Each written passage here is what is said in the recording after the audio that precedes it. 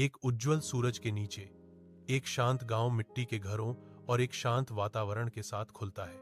गांव शांत है, एक साधारण जीवन का स्थान जहां हवा स्थिर है और सूरज धरती को गर्म करता है। अचानक ग्रीन हल्क प्रकट होता है। उसका विशाल रूप गांव के ऊपर मंडराता है। ग्रामीण अपनी गतिविधियों को रोक देते हैं। उनके चेहरे विस्मय और आशंका का मिश्रण है। ग्रीन हल्क की छाया शांतिपूर्ण गांव में फैली हुई है, जो इसकी शांति के विपरीत है। गांव की शांति केवल पत्तों की कोमल सरसराहट और पक्षियों की दूर की आवाज से ही टूटती है।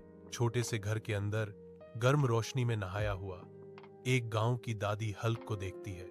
एक साधारण साड़ी में सजी उसकी अभिव्यक्ति कोमल स्नेह और चिंता की है। दादी की आवाज, हालांकि बूढ़ी है, एक आश्चर्यजनक दृढ़ता लिए हुए है। शहद लाओ। उसकी आंखें हल्क से मिलती हैं, जो उसकी गुजारिश की तात्कालिकता को व्यक्त करती हैं। यह बहुत जरूरी है, वह जोड़ती है, अपनी मांग की महत्वपूर्ण प्रकृति पर जोर देते हुए।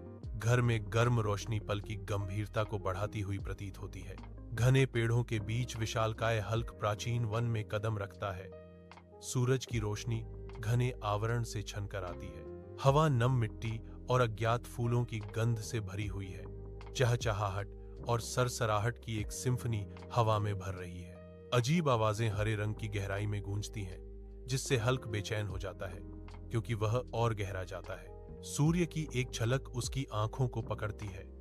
जैसे ही वह विशाल पत्तियों को एक तरफ धकेलता है, अपने एकमात्र लक्ष्य से प्रेरित होकर दृढ़ निश्चय के साथ हल्क आगे बढ़ता रहता है।